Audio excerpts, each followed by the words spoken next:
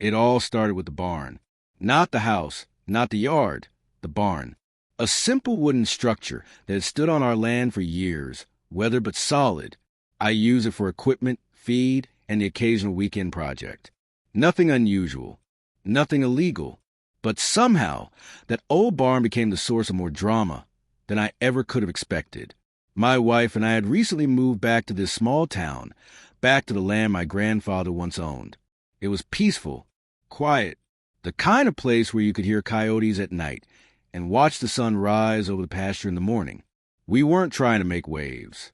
We kept to ourselves, paid our dues, and minded our business. But in a place like ours, there's always someone who thinks they run the show. In our case, her name was Karen, HOA president, clipboard always in hand.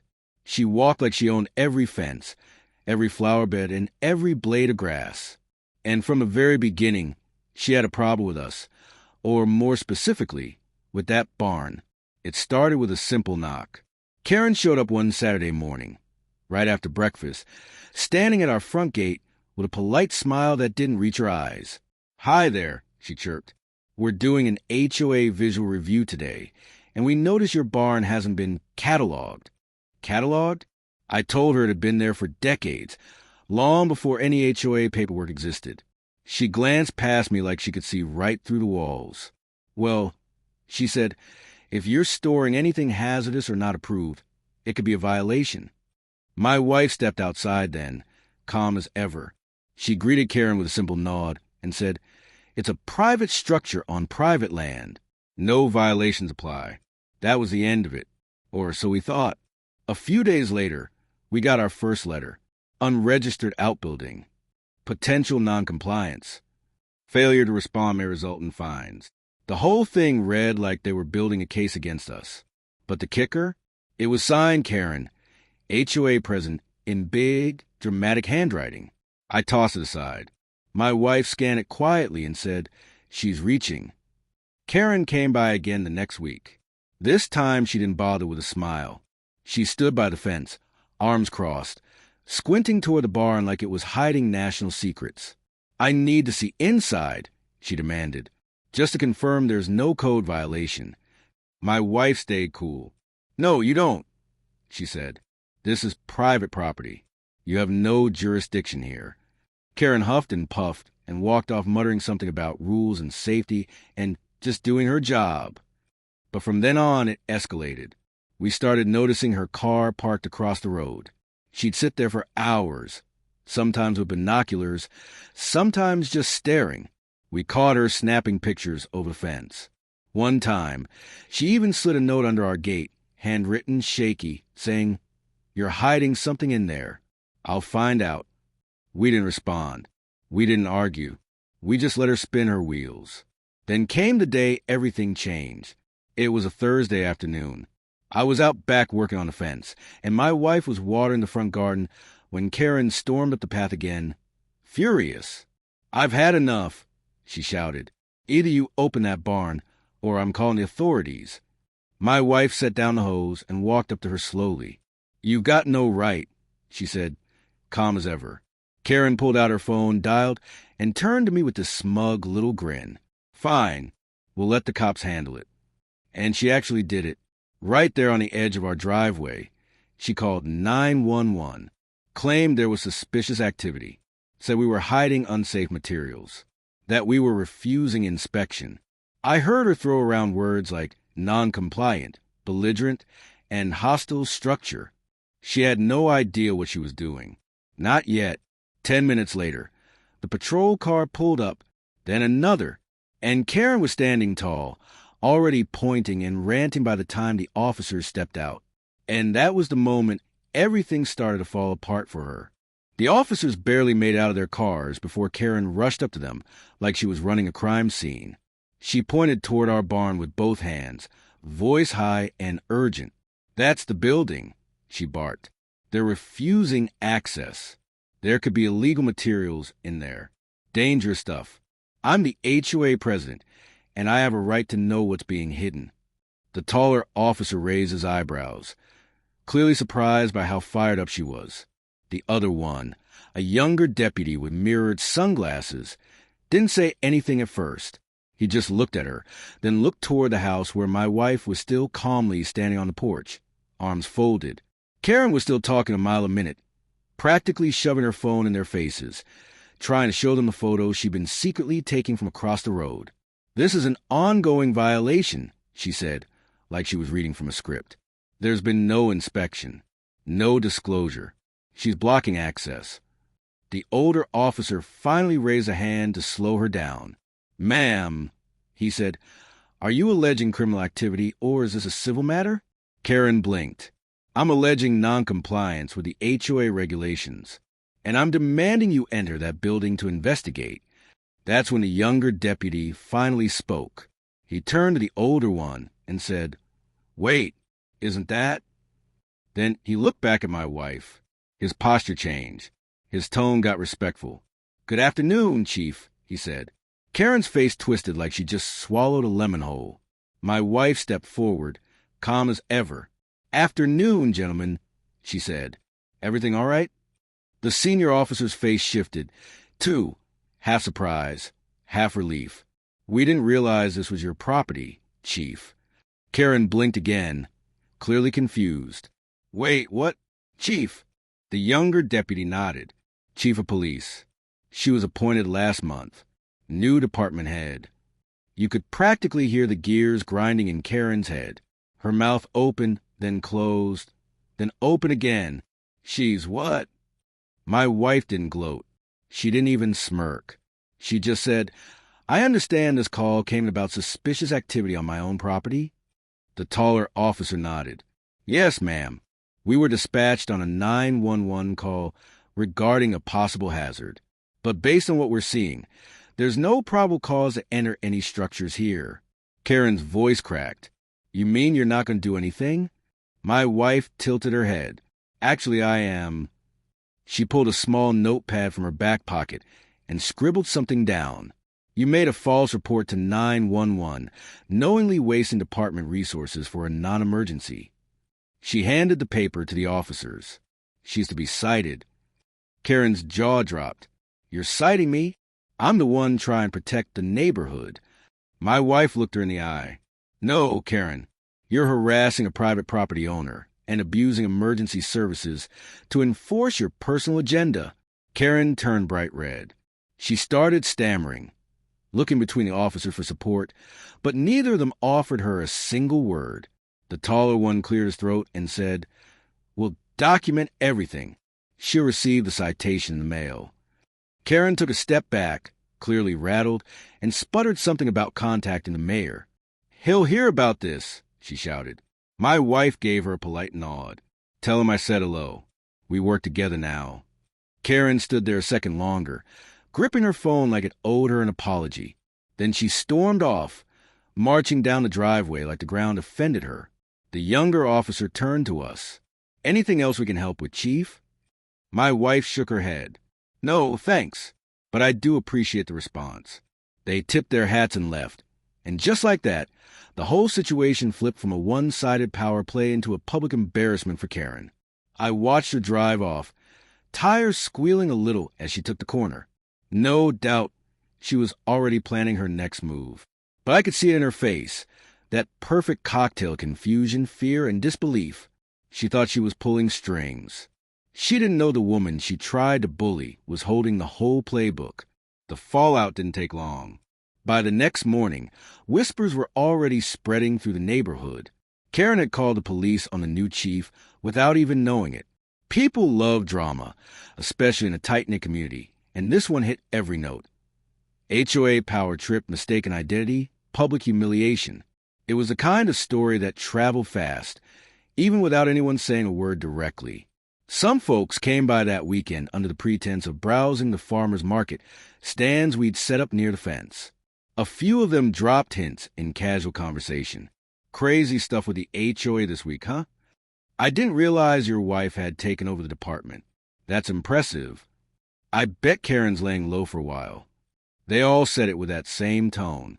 That neighborly smirk where they weren't quite gossiping, but they weren't innocent either. And Karen? Well, she disappeared for a couple days. No morning walks with her clipboard. No emails about violations. No HOA Facebook post about unauthorized plant species or front porch furniture. It was almost peaceful, but peace wasn't what Karen was built for.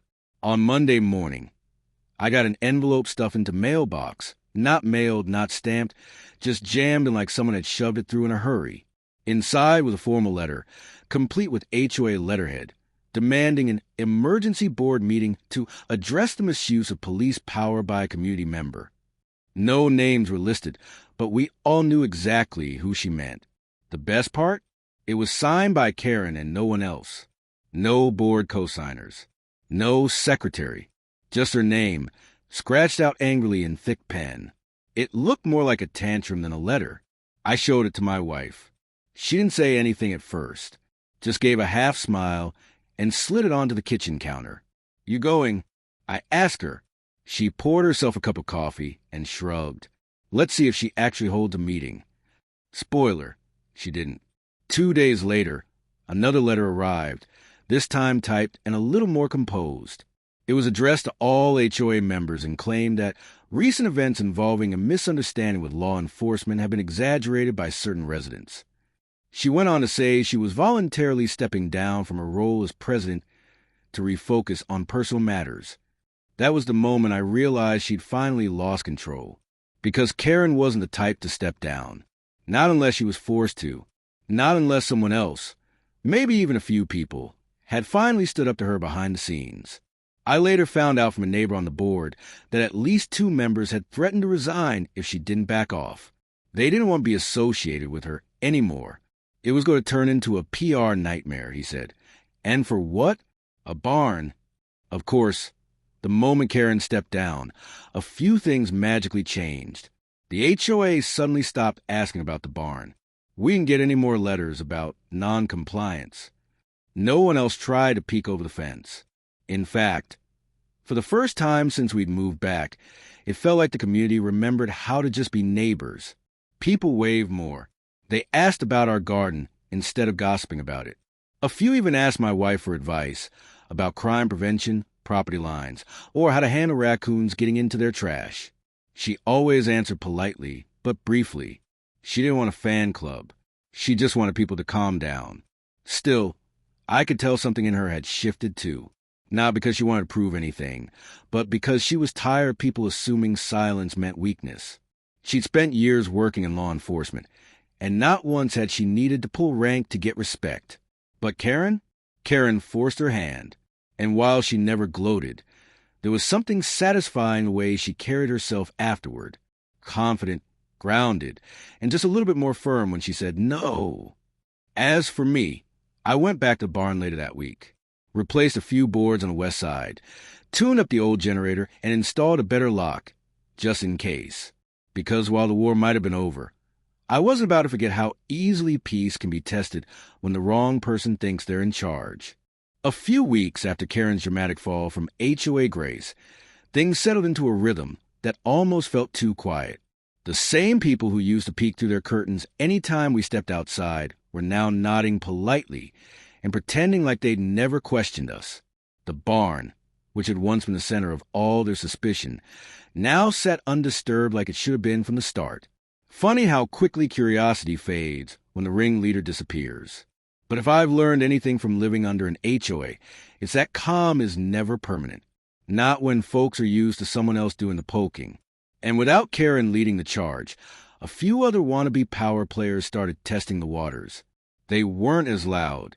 They weren't as bold. But you could see it in the little things. A neighbor suddenly asking what time we close the barn up each night. Someone else casually mentioning security lighting during a cookout like they were fishing for a reaction. They missed their queen bee. And some of them clearly weren't ready to let go of the drama she left behind.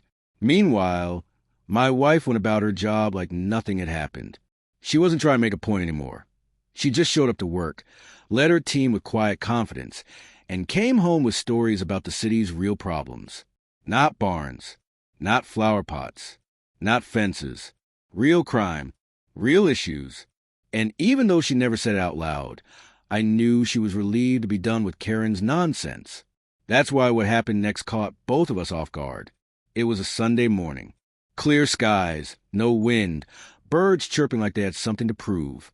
I was out front loading some fencing panels into the truck when a black SUV I didn't recognize pulled up in front of property.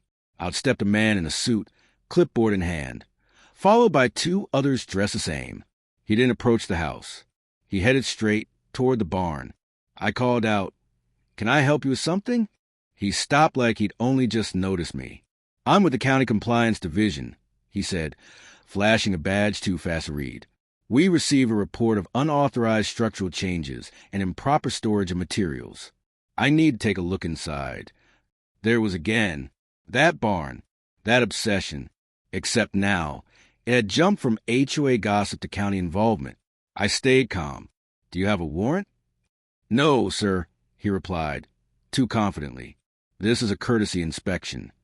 "That's not how courtesy works," I said. "You're on private land."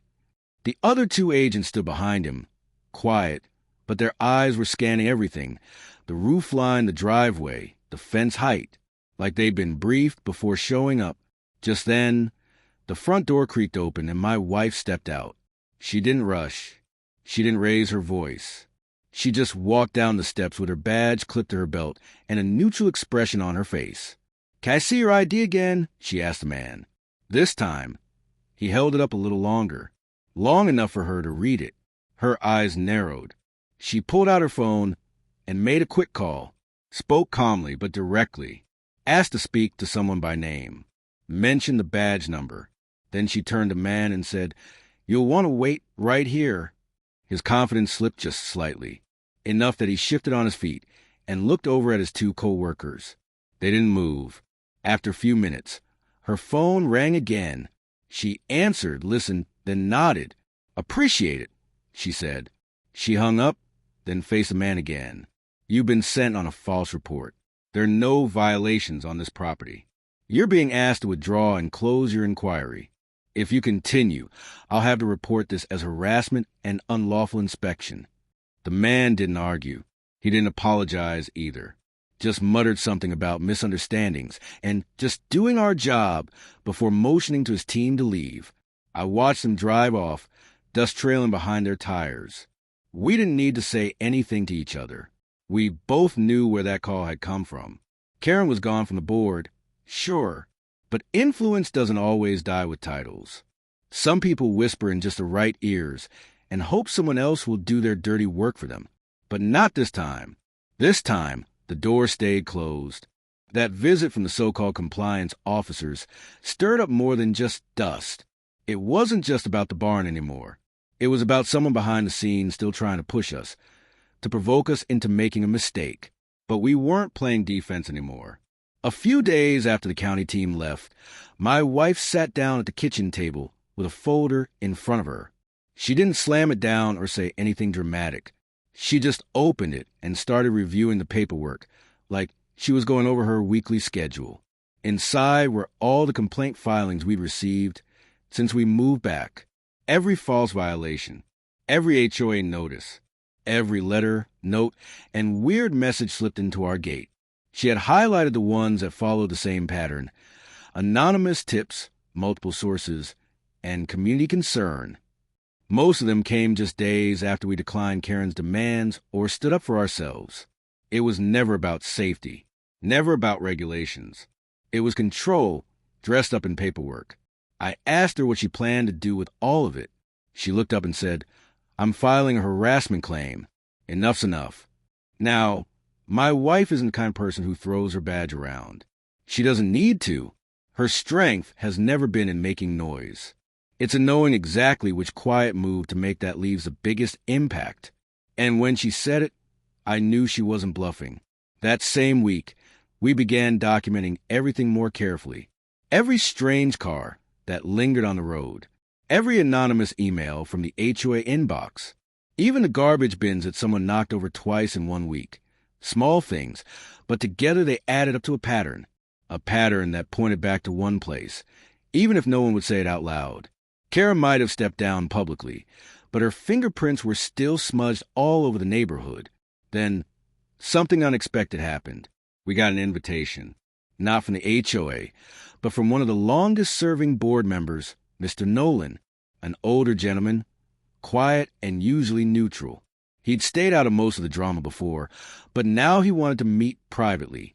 When we arrived at his home, he led us to the back patio and poured coffee like we were old friends. Then he sighed, sat down, and said, "I didn't support what Karen did. I never did, but I stayed quiet. And I think that was a mistake. My wife didn't say anything. She just waited." Mr. Nolan explained that after Karen left, there had been a shift in the board. Some wanted to restore trust. Others wanted to keep the old control. But no one knew how to handle the mess that had been left behind. Then he reached into a folder of his own and slid a stack of papers across the table. Emails, meeting notes, handwritten instructions, some with Karen's signature, encouraging board members to keep up pressure on certain residents. Our names were mentioned more than once. Mr. Nolan looked us both in the eye. "This shouldn't have happened to you," he said, "and I think it's time we cleaned house." What followed was a quiet storm inside the HOA board. Not public, not dramatic, just a slow unraveling of the shadow tactics Karen had planted. One board member resigned. Another stopped showing up.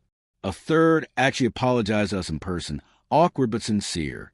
Meanwhile, my wife submitted her harassment report, not to the HOA, to the county. It was professional, thorough, and backed by every piece of evidence we gathered.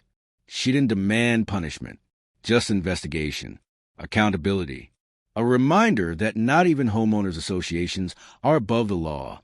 We didn't tell many people about it, but word got around anyway. You could feel the tension shift in the neighborhood. Fewer stares, fewer whispers. Even Karen's closest allies stopped waving at each other like they used to. The spell was breaking. And still, through it all, we went on living the same way we always had. Fixing fences, taking care of the land, spending quiet evenings on the porch. Because that was the part Karen never understood. She thought power came from control. But it doesn't. It comes from peace. From knowing you're right and standing your ground when no one else will. It wasn't long before Karen made her presence known again, this time not through direct confrontation, but through whispers and shadows. A few neighbors started acting strange, not rude exactly, just colder than usual. Conversations that once included friendly small talk now ended with tight smiles and quick exits. People who used to wave across the fence barely lifted a hand anymore. It didn't take long for us to piece together what was happening. Karen was spinning her own version of the story. Apparently, we were now weaponizing my wife's position in law enforcement. That's what they were saying at the clubhouse meetings. Abuse of authority, overstepping boundaries, threatening to silence HOA. All nonsense. All clearly coming from someone still bitter. She couldn't win the old-fashioned way. The irony was heavy. Karen, who had called the police to intimidate my wife, was now playing the victim because she had to face consequences. It didn't matter that my wife never raised her voice, never flexed her badge, never once acted outside of the law. In Karen's world, being held accountable felt like oppression. Still, we didn't fight back publicly. We didn't need to. We had already submitted our report to the county. The rest would play out in due time. But the pressure was growing again. You could feel it in the way people looked at us, like they were waiting for us to make a move, any move, so they could decide which side of the story to believe. Then came the email. This time, it wasn't anonymous. It came directly from a new interim HOA president, a woman named Jill who had previously kept a low profile. She asked for a friendly conversation about resolving any remaining tensions in the neighborhood. She claimed she wanted to clear the air, heal the board, and move forward.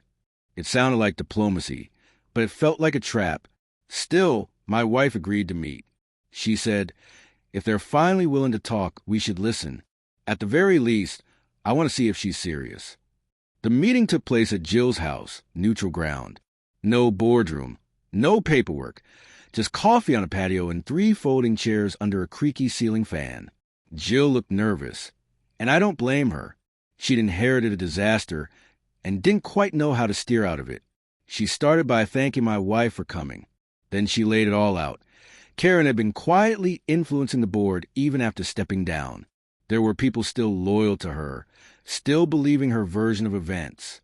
And those people were making things difficult. Then she said something I didn't expect. "We want your help." At first, we weren't sure what she meant. My wife doesn't do politics. She doesn't campaign. She barely attends neighborhood events, let alone runs them. But Jill was serious. She said the HOA needed someone to restore trust, someone fair, respected, someone who didn't want power, but could stop the people who did. My wife smiled slightly and said, "That's not me." But Jill didn't push. She just nodded. "Then maybe help us find someone who is." It was the first time in months that someone from the HOA sounded human. Not defensive, not aggressive, just tired and ready for change. After that meeting, things began to shift again, but in the right direction this time. The board stopped sending out arbitrary rule reminders. The constant patrols around the neighborhood slowed down.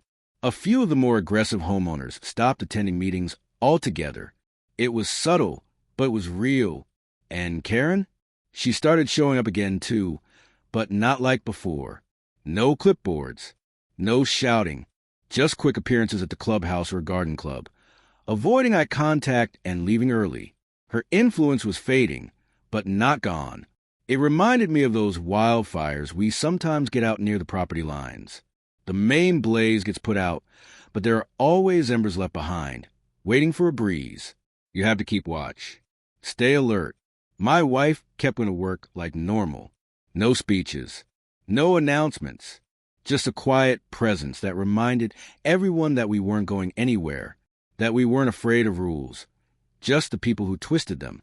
And if Karen or anyone else want to try again, well, we were still here, still standing, still calm, and they knew exactly who they'd be dealing with.